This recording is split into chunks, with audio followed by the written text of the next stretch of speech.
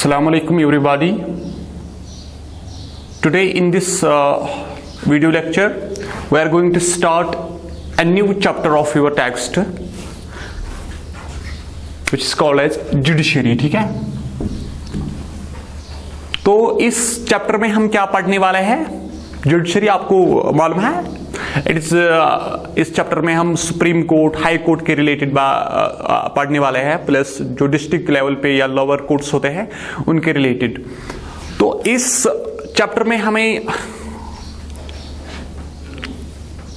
देखने को मिलेगा, we have to study some topics. एक ये कि need of an independent judiciary. Independent judiciary होनी चाहिए हर जगह, हाई कोर्ट में, सुप्रीम कोर्ट में या डिस्ट्रिक्ट कोर्ट्स में, लोअर कोर्ट्स में। तो क्या जरूरत है इंडिपेंडेंट जुडिशरी की? दूसरा, अपॉइंटमेंट ऑफ जजेस। जो डिफरेंट जजेस है, सुप्रीम कोर्ट के जज, हाई कोर्ट के जज, ठीक है, इनको कौन अपॉइंट करता है? प्लस डिस्ट्रिक्ट लेवल या लोअर कोर्ट्स में जो जज होते हैं उनको कौन अपॉइंट करता है? तीसरा, रिमूवल ऑफ जजेस। ठीक है, एक प्रोसेस है जिसे हम कहते हैं इम्पीचमेंट। ठीक है, जज को इम्पीच भी किया जा सकता है, और जो कि उसके लिए प्रोसीजर है स्पेशल मेजॉरिटी या 2/3 मेजॉरिटी। ठीक है, और उसकी हम हिस्ट्री भी पढ़ेंगे, क्या किसी जज को आज तक रिमूव किया गया है, ठीक है, या किसी जज के खिलाफ ऐसी मोशन लाई गई है टू रिमूव दैट कंसर्न जज। और चौथा, इसमें हमें कवर होगा jurisdiction of supreme court. Supreme court किन किन चीजों पे वर्डिक्ट दे सकती है, ठीक है, और इसी के साथ साथ हमें इसमें पैरेलली कवर होगा हाई कोर्ट का भी। पांचवा हम पढ़ेंगे स्ट्रक्चर ऑफ द जुडिशरी। ठीक है, जो इंडिया में क्या है स्ट्रक्चर ऑफ द जुडिशरी। अगर आप यहां पे देख सकते हैं कि मैंने जो यहां पे एक पिरामिड शेप बनाई है, सबसे ऊपर है सुप्रीम कोर्ट, उसके बिलो है हाई कोर्ट्स, जो कि इंडिया में अभी हाई कोर्ट्स का नंबर है 25, और देन उसके हाई कोर्ट्स के अंडर आते हैं डिस्ट्रिक्ट कोर्ट्स या lower courts. For example municipal court, ठीक है, डिस्ट्रिक्ट सेशन जज, ठीक है, वो सारी चीजें हमें इसमें कवर होती है। ठीक है, और देन जुडिशियल एक्टिविज्म हमें पढ़ना है। ठीक है, आपने सुना होगा PIL, पब्लिक इंटरेस्ट लिटिगेशन के रिलेटेड, और हम देखेंगे पोस्ट 1980s जो इंडिया में जुडिशियल एक्टिविज्म की वेव चली है। ठीक है, वहां पे जजेस ने प्रो एक्टिविज्म डिफरेंट इंस्ट्रूमेंट से किया है, तो उसका क्या नेचर है और उसकी कितनी इंपॉर्टेंस है to safeguard the rights of the people. और एंड में हम देखेंगे जुडिशरी एंड पार्लियामेंट, जो रिलेशनशिप है जुडिशरी और पार्लियामेंट के दरमियान। ठीक है, इन दो के अगर आप इन दोनों को देखेंगे, पार्लियामेंट को कंसीडर कीजिए, हम इंडिया में यूनियन लेजिस्लेचर को पार्लियामेंट कहते हैं, तो we have to basically study the relationship between the two organs of the government, judiciary and parliament. और इसी में एग्जीक्यूटिव भी ऐड होगा, क्योंकि हम एग्जीक्यूटिव कहां से ड्रा करते हैं? पार्लियामेंट से लेते हैं हम एग्जीक्यूटिव के मेंबर्स को। तो this is all what we are going to learn in this chapter. ठीक है,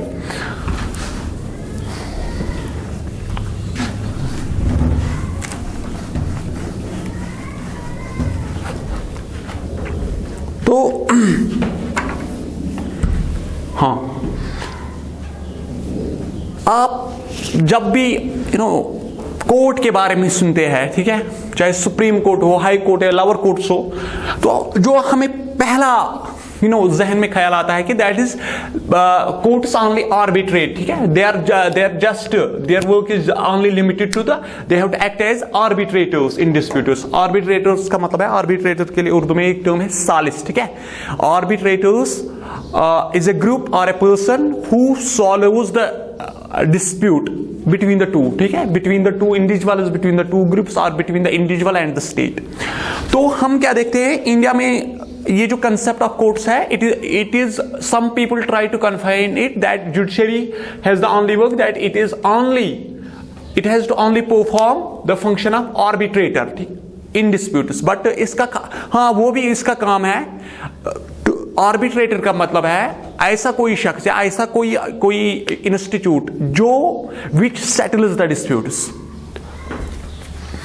तो apart from arbitration, apart from arbitration, apart from giving verdicts, apart from pronouncing judgments, judiciary also performs some political functions. ठीक है, कुछ political functions भी judiciary से ली जाती है। एंड यू नो कि जुडिशरी जो है it is one of the important organs of the government, ठीक है, जो गवर्नमेंट की 3 ऑर्गन्स हैं, आपको मालूम है, पिछले लेक्चर्स में हमने पढ़ा है, लेजिस्लेचर, एग्जीक्यूटिव एंड जुडिशरी, ठीक है। So judiciary forms one of the important organs of the government, और आई वुड से एक core organs of the government. तो अपार्ट फ्रॉम आर्बिट्रेशन, ठीक है, डिस्प्यूट्स को सॉल्व करने के अलावा जुडिशरी का काम है कि judiciary interprets and protects the constitution, ठीक है। जुडिशरी का एक अहम रोल बनता है in interpreting the constitution and in safeguarding और इन प्रोटेक्टिंग द कॉन्स्टिट्यूशन। अब इंटरप्रेट का मसला है, देखिए हमारे जो कॉन्स्टिट्यूशन मेकर्स हैं उन्होंने जो हमारी कॉन्स्टिट्यूशन है कुछ ऐसे प्रोविजंस है जो पूरी डिटेल्ड नहीं है, ठीक है। अगर आपको कहीं पे भी उनके रिलेटेड तफसील चाहिए, ठीक है, उनके रिलेटेड तफसीर चाहिए, तो वो इंटरप्रिटेशन उनकी रिलेटेड जो डिटेल है that is provided by judiciary, ठीक है। उनको इंटरप्रेट किया जाता है जुडिशरी के जरिए। जैसे अगर आपको मालूम है राइट टू लाइफ, आर्टिकल 21, ठीक है, जुडिशरी ने 1978 में राइट टू लाइफ को इलॉबरेट किया है, ठीक है। राइट टू लाइफ जो है, right to life and liberty है जो है अंडर आर्टिकल 21, उसको एक्सपेंड किया है, ठीक है, उसको रीइंटरप्रेट किया है, ठीक है। So it can only be done by judiciary. और यहां जब कॉन्स्टिट्यूशन को इंटरप्रेट करने का मतलब का कंटेक्स्ट आता है, तो इसका मतलब है दोनों सुप्रीम कोर्ट और हाई कोर्ट्स, ठीक है, ये दोनों together they interpret the constitution. जैसे मैंने आपको कहा कि back in post 1970s right to life and liberty पे डिबेट चला कि राइट टू लाइफ क्या है, राइट टू लिबर्टी क्या है, ठीक है। तो और मेनली फिर सुप्रीम कोर्ट ऑफ इंडिया ने राइट टू लाइफ को एक्सपेंड किया, उसमें मुख्तलिफ चीजें रखी और राइट टू बेसिकली आर्टिकल 21 को रीइंटरप्रेट किया है, keeping in view the constitution of India. और इसी तरीके से आपको मालूम है कि प्रोटेक्ट भी किया जाता है कॉन्स्टिट्यूशन को। कैसे? अगर एग्जीक्यूटिव ने या अगर पार्लियामेंट ने कोई ऐसा लॉ बनाया है जो कॉन्स्टिट्यूशन के खिलाफ है, ठीक है, तो वहां पे उस लॉ को नल एंड वाइड करार देगी जुडिशरी, ठीक है। तो क्यों? क्योंकि वो लॉ कॉन्स्टिट्यूशन के खिलाफ है और जुडिशरी का क्या काम है? To ensure the safety and protection of the constitution, ठीक है। जैसे अगर आपको मालूम है व्हेन वी वर डिस्कसिंग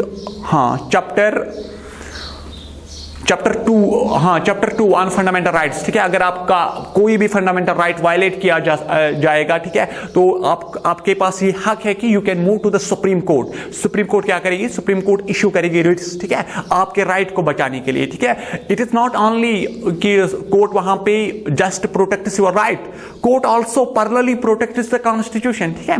या मान लो कभी पे किसी लेजिस्लेचर ने या पार्लियामेंट ने कोई ऐसा लॉ बनाया है जो कॉन्स्टिट्यूशन के खिलाफ है, तो वहां पे जुडिशरी उसको नल एंड वाइड करार देगी, ठीक है। तो फाइनली कॉन्स्टिट्यूशन की सुपरमेसी को बरकरार रखा जाएगा, रूल ऑफ लॉ की सुपरमेसी को बरकरार रखा जाएगा। इंडिया में जो जुडिशरी का निजाम है इसे हम कहते हैं we have integrated judicial system. इसको समझना है, इस इंटीग्रेटेड जुडिशियल सिस्टम को समझना है, ठीक है।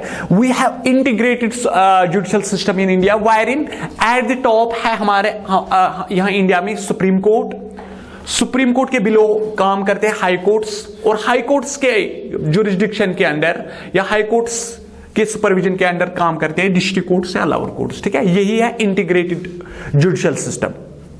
Wherein at the top we have Supreme Court, below Supreme Court we have 25 high courts, or below high courts we have the hierarchy of lower courts and district courts. और जो India में जो judicial system है, judiciary का system है, it is single system of courts, ठीक है। Single system of courts का मतलब यह है कि सेंट्रल लॉ भी और स्टेट के लॉ भी दोनों एनफोर्स करती है जुडिशरी, ठीक है। आपको सेंट्रल लॉ को एनफोर्स करने के लिए खाली सुप्रीम कोर्ट की जरूरत नहीं है, ठीक है। At times central laws are enforced by high courts, और इसी तरीके से high courts apart from enforcing state laws they also enforce the central laws, ठीक है। तो हमें यहां पे single system of courts, single system of courts का मतलब यह है कि यहां पे इंडिया में central laws as well as state laws are enforced by all types of courts, ठीक है। और अगर हम देखेंगे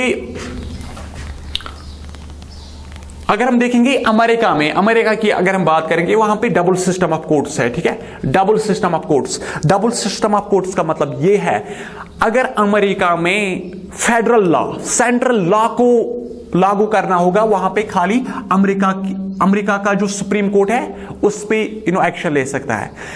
अगर स्टेट लॉ को एनफोर्स करना होगा अमेरिका में, since they have double system of courts in USA, तो वहां पे खाली state law can be enforced only by state courts. लेकिन इंडिया में we have single system of courts wherein central laws and state laws are enforced by all these courts। लेकिन America में शाबाश क्या है, अमेरिका में है double system of courts. Double system का ऑफ कोर्ट्स का मतलब यह है कि अगर सेंट्रल लॉ, फेडरल लॉ को लागू करना होगा अमेरिका में, तो खाली सुप्रीम कोर्ट ऑफ अमेरिका कर सकता है। अगर स्टेट लॉ को इंप्लीमेंट करना होगा, एनफोर्स करना होगा, तो वहां पे खाली जो रेस्पेक्टिव स्टेट हाई कोर्ट्स है अमेरिका में, तो वो लागू कर सकते हैं, ठीक है। वहां पे एससी इंटरफेयर नहीं कर सकता।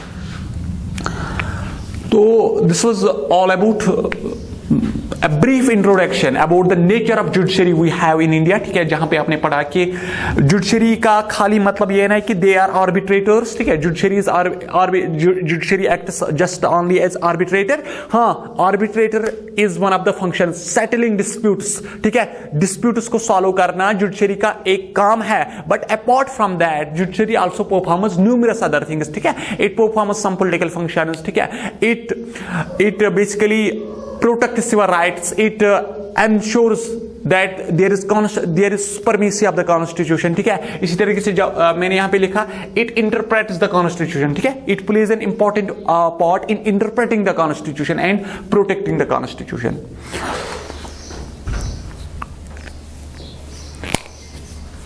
तो ये interpreting and protecting the constitution के लिए आप देख सकते हैं जो आर्टिकल 13 है, आर्टिकल 13 आता है पार्ट 3 में, फंडामेंटल राइट्स में। वहां पे लिखा हुआ है एक्सप्लिसिटली कि अगर कहीं पे भी कोई ऐसा लॉ बनाया गया है जो कॉन्स्टिट्यूशन के खिलाफ है, तो जुडिशरी के पास पूरा अथॉरिटी है कि judiciary can declare that law null and void, ठीक है, और यूजलेस, और which can not be enforced then. तो this was all about the judicial system we have here in India। और अब मैंने आपको और एक पॉइंट भी बताया कि we have integrated में क्या है, इंटीग्रेटेड में हमारे यहाँ इंडिया में जुडिशियल सिस्टम के टॉप पे है सुप्रीम कोर्ट, उसके नीचे उसके बिलो आते हैं हाई कोर्ट्स, और हाई कोर्ट्स के बिलो आते हैं डिस्ट्रिक्ट कोर्ट्स और लोअर कोर्ट्स, ठीक है। ये है इंटीग्रेटेड जुडिशियल सिस्टम। और है हमारे पास single system of courts wherein central as well as state laws are enforced. लेकिन अमेरिका में क्या है, अमेरिका में है डबल सिस्टम ऑफ कोर्ट्स, ठीक है। तो अब ये जो हाँ, सुप्रीम कोर्ट ऑफ इंडिया जो है, इससे पहले India was a British colony, ठीक है। इससे पहले यहां पे कोई फेडरल कोर्ट था, ठीक है। और सुप्रीम कोर्ट ऑफ इंडिया को इनॉग्रेट किया गया है 28 जनवरी 1950, ठीक है। सुप्रीम कोर्ट ऑफ इंडिया, ठीक है, वॉज इनॉग्रेटेड ऑन 28 जनवरी 1950। और जो हमारे यहां पे सुप्रीम कोर्ट इंडिया में खाली एक है, ठीक है। जैसे अमेरिका में सुप्रीम कोर्ट एक है, यहां पे भी इंडिया में एक सुप्रीम कोर्ट है। हाई कोर्ट्स इंडिया में 25 है, और डिस्ट्रिक्ट कोर्ट्स और लोअर कोर्ट्स देयर न्यूमरस, ठीक है। और अब आपका यहां पे क्वेश्चन होगा कि why high courts are only 25, ठीक है, इवन तो हमारे पास अभी है 28 स्टेट्स एंड 8 यूनियन टेरिटरीज, ठीक है। बेसिकली क्या कहा गया है कि सम हाई कोर्ट्स को some high courts are authorised to enjoy the territorial jurisdiction of another state और अनदर यूटी। देखिए फॉर एग्जाम्पल जो Jammu and Kashmir high court है, J&K हाई कोर्ट, ठीक है, Jammu and Kashmir high court आज का जो है, इसके पास एक टेरिटोरियल ज्यूरिसडिक्शन है। टेरिटोरियल ज्यूरिसडिक्शन का मतलब कि ये कहां पे अपनी कार्रवाई कर सकता है, ठीक है, या कहां कहां पे डिस्प्यूट आर्बिट्रेट कर सकता है। एक है इसका टेरिटोरियल ज्यूरिसडिक्शन जे&के, यूटी ऑफ जे&के, और प्लस इसको दिया गया लद्दाख, ठीक है। अगर आप इसी तरीके से जो कल मद्रास हाई कोर्ट है, Madras high court, Madras high court जो है, मद्रास हाई कोर्ट के पास टेरिटोरियल ज्यूरिसडिक्शन है एक तमिलनाडु की, तमिलनाडु के साथ साथ they also enjoy, it also enjoys the territorial jurisdiction of Puducherry, ठीक है, जो कि एक यूटी है। अब आपको समझ में आया होगा कि basically some high courts have been given the responsibility to enjoy the territorial jurisdiction of other UTs and in some cases other states, ठीक है। फॉर एग्जाम्पल जो Punjab and Haryana high court है ना, Punjab and Haryana high court, Punjab and Haryana high court 3 जगह के लिए काम करता है, एक पंजाब के लिए, दूसरा हरियाणा के लिए, तीसरा चंडीगढ़, ठीक है। तो दैट इज वाई कि हाई कोर्ट्स का नंबर जस्ट 25 है। और अब हमें यहां पे देखना है कि जैसे सुप्रीम कोर्ट का इनाग्रेशन हुआ है 20 जन 1950, और इससे पहले it has replaced the federal court of India, ठीक है। तो इन हाई कोर्ट्स में सबसे पुरानी कोर्ट्स कौन है, ठीक है। बंबई हाई कोर्ट आपने सुना होगा, Bombay high court, Calcutta high court, Calcutta high court and Madras high court, and Madras High Court. They are the oldest of all high courts in India, ठीक है। These all 3 were established in 1862 when India was a British colony, ठीक है। These all 3 high courts were established in 1862, Bombay High Court, Calcutta High Court, Madras High Court, ठीक है। ये सबसे पुराने as far as high courts are concerned, they are oldest of all the high courts. And all the 3 were established in 1862. और अब आपको since we are from Jammu and Kashmir, और अब आपको आपके लिए ये जानना, it is important for you to know कि when was Jammu and Kashmir High Court established, it was Jammu and Kashmir High Court was established in 1928, ठीक है, 1928। और फिर जब 2019 में due to states reorganisation act, when the state was conferred the status of UT, तो उस वक्त फिर जम्मू एंड कश्मीर के हाई कोर्ट को फिर लद्दाख का टेरिटोरियल ज्यूरिसडिक्शन भी दिया गया है। तो अब हम देखेंगे कि किस, फॉर एग्जांपल अभी है बंबई हाई कोर्ट, ठीक है, अभी है बंबई हाई कोर्ट, इसका हेड ऑफिस है महाराष्ट्र में। क्या ये खाली महाराष्ट्र के लिए काम करता है? No, it works for Maharashtra के लिए भी, गोवा के लिए भी, Dadra and Nagar Haveli and Daman and Diu जो यूटी है उसके लिए भी, ठीक है, 3 जगहों के लिए।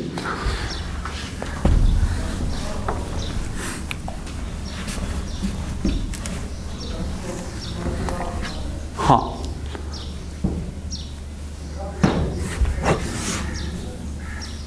बंबई हाई कोर्ट, ठीक है,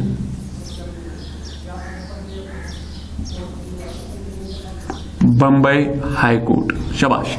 एक है इसका टेरिटोरियल ज्यूरिसडिक्शन, ठीक है, यह है name of the court, name of the court, यह है टेरिटोरियल ज्यूरिसडिक्शन इसकी, मतलब कहां कहां किस किस स्टेट किस किस यूटी में ये अपना काम कर सकता है, टेरिटोरियल ज्यूरिसडिक्शन, ठीक है। और as far as Bombay high court का कंसर्न का हम देखेंगे, बंबई हाई कोर्ट एक महाराष्ट्र के लिए काम करता है, महाराष्ट्र प्लस गोवा, और इसी तरीके से जो Dadra and Nagar Haveli and Daman and Diu, ठीक है, मैंने यहां पे लिखा D&D, Dadra and Nagar Haveli, Daman and Diu, ठीक है, इट इज ए यूटी, ठीक है, यूटी। हाँ, जो बंबई हाई कोर्ट है, it has a territorial jurisdiction on Maharashtra, Goa and Daman and Dadra and Nagar Haveli and Daman and Diu UT, ठीक है, ये 3 जगह। इस तरीके से दूसरा है कलकत्ता हाई कोर्ट, ठीक है, Calcutta high court. Calcutta high court का एक है वेस्ट बंगाल और दूसरा है इसका Andaman and Nicobar islands, Andaman and Nicobar islands. इसी तरीके से मद्रास हाई कोर्ट का हम देखेंगे, Madras high court, Madras high court का है एक तमिलनाडु एंड पुडुचेरी, जो मैंने आपको ऑलरेडी कहा है, ठीक है। इसी तरीके से आप लीजिए Jammu and Kashmir J&K high court को, Jammu and Kashmir high court, Jammu and Kashmir high court का टेरिटोरियल ज्यूरिसडिक्शन है एक J&K प्लस है लद्दाख। हाँ, इसी तरीके से आप देखिए Kerala high court, Kerala high court का है एक केरला प्लस लक्षद्वीप, ठीक है।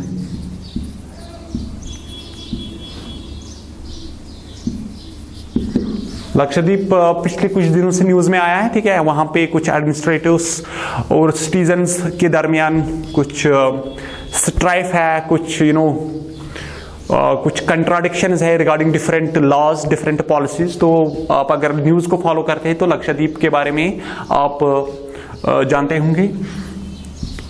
पांचवा है Punjab and Haryana high court, Punjab and Haryana high court, Punjab and Haryana high court का है पंजाब प्लस हरियाणा प्लस चंडीगढ़, ठीक है, 3 जगह। इसी तरीके से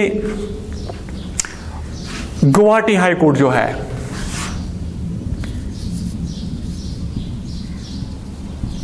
गुवाहाटी हाई कोर्ट, ये नॉर्थ ईस्ट में है। एक है इसका territorial jurisdiction Assam, Assam state के लिए ये डिफरेंट वर्डिक्ट्स प्रोनाउंस कर सकता है, ठीक है, डिफरेंट इश्यूज को रिजॉल्व कर सकता है। इस तरीके से नागालैंड, नागालैंड आता है इसमें। इसी तरीके से मिजोरम और अरुणाचल प्रदेश, मिजोरम एंड अरुणाचल प्रदेश, ठीक है। तो अब आपको समझ आया होगा कि although we have 28 states and 8 union territories, but we have only शाबाश कितने 25 हाई कोर्ट्स, क्योंकि बहुत सारे ऐसे हाई कोर्ट्स है जिनका टेरिटोरियल ज्यूरिसडिक्शन इनके स्टेट से बाहर भी है। For example Jammu and Kashmir का जो हाई कोर्ट है उसको लद्दाख का जो रीजन है, लद्दाख की जो यूटी है उसके लिए भी उसको पावर्स दिए गए हैं कि it can arbitrate over there, ठीक है, it can resolve the issues over there, it can pronounce the verdicts regarding different issues arising in Ladakh. इस तरीके से जो यहां पे लीजिए केरला हाई कोर्ट जो है, केरला हाई कोर्ट को एक केरला स्टेट का ज्यूरिसडिक्शन है प्लस जो केरला के ही पास ही एक यूनियन टेरिटरी है लक्षद्वीप जिसे हम कहते हैं, ठीक है, उसका भी ज्यूरिसडिक्शन किसके पास है, केरला हाई कोर्ट के पास। फॉर एग्जांपल जो rest of the high courts है, for example Allahabad high court है उसका खाली है यूपी ज्यूरिसडिक्शन, ठीक है, उत्तर प्रदेश। इस तरीके से आंध्र प्रदेश हाई कोर्ट है, आंध्र प्रदेश का के हाई कोर्ट का खाली ज्यूरिसडिक्शन है आंध्र प्रदेश स्टेट। इसी तरीके से जो तेलंगाना हाई कोर्ट है, Telangana high court has the jurisdiction only over Telangana, ठीक है। तो that is why we have the number of high courts lower than the states and duties we have, ठीक है। तो प्लस आपको इसमें ये भी याद रखना कि ओल्डेस्ट हाई कोर्ट्स कौन कौन से हैं, जैसे मैंने आपको कहा कि Bombay high court, Calcutta high court and Madras high courts are oldest high courts and they were established in 1862। और जम्मू एंड कश्मीर के हाई कोर्ट को कब एस्टैब्लिश किया गया है, 1928 में। और सुप्रीम कोर्ट को कब एस्टैब्लिश किया गया है, इनॉग्रेट किया गया है 28 जनवरी 1950, ठीक है। These are some factual things you have to keep in mind, they are very important from the examination point of view, ठीक है। तो before we conclude today's video lecture, let's have a brief relook। आज हमने क्या किया, आज हमने जो जुडिशियल सिस्टम है इंडिया में, उसका इंट्रोडक्शन पढ़ा है, ठीक है। इंडिया में हमारा कैसी जुडिशियल सिस्टम है, क्या जुडिशरी का खाली काम है टू रिजॉल्व द डिस्प्यूट्स और टू इशू वर्डिक्ट्स, नहीं, अपार्ट फ्रॉम दोज फंक्शंस, ठीक है, apart from that function judiciary plays an important role in protecting the constitution, in protecting our rights, ठीक है। और इसी तरीके से जो इंडिया में है इंटीग्रेटेड जुडिशियल सिस्टम है, वहां जहां पे सुप्रीम कोर्ट सबसे ऊपर, एक पिरामिड शेप है, ठीक है, ट्रायंगुलर शेप, सुप्रीम कोर्ट सबसे ऊपर, उसके बाद उसके नीचे उसके बिलो आते हैं हाई कोर्ट्स, और हाई कोर्ट्स के बिलो आते हैं डिस्ट्रिक्ट या लोअर कोर्ट्स। और फिर आपको ये याद रखना कि सबसे पुराने हाई कोर्ट्स कौन कौन से हैं, जम्मू एंड कश्मीर का हाई कोर्ट कब एस्टैब्लिश किया गया है। और प्लस मैंने जो यहाँ पे ये 6 हाई कोर्ट्स के नाम बताए हैं यहाँ पे, बिकॉज इनकी यहाँ पे मैंने इनके नाम क्यों बताए, because they have territorial jurisdiction outside there state. For example अभी है बंबई हाई कोर्ट, इसका होना चाहे खाली महाराष्ट्र, लेकिन इसको दिया गया महाराष्ट्र का भी, गोवा का भी, और Dadra and Nagar Haveli and Daman and Diu UT का भी, ठीक है। तो ये चीजें हमें याद रखनी है, बिकॉज एग्जाम्स में बहुत दफा पूछा गया है कि पर्टिकुलर हाई कोर्ट का क्या क्या ज्यूरिसडिक्शन है, ठीक है। और जो rest of the 19 high courts है उनका खाली अपनी ही स्टेट का है। For example Allahabad high court का है यूपी, तेलंगाना हाई कोर्ट का है तेलंगाना स्टेट, ठीक है। इस तरीके से जो राजस्थान में हाई कोर्ट है उसका खाली टेरिटोरियल ज्यूरिसडिक्शन है राजस्थान, स्टेट ऑफ राजस्थान, ठीक है। तो कल इंशाल्लाह हम देखेंगे कि अपॉइंटमेंट कैसे होती है, या नीड क्यों, ऐसी जरूरत क्यों है कि जुडिशरी इंडिपेंडेंट होनी चाहिए, ठीक है। अगर आपको आज के टॉपिक में कहीं पे भी लगता है कि डाउट है, कंफ्यूजन है, कोई क्वेश्चन है, you can write to us in the comment section. Thank you.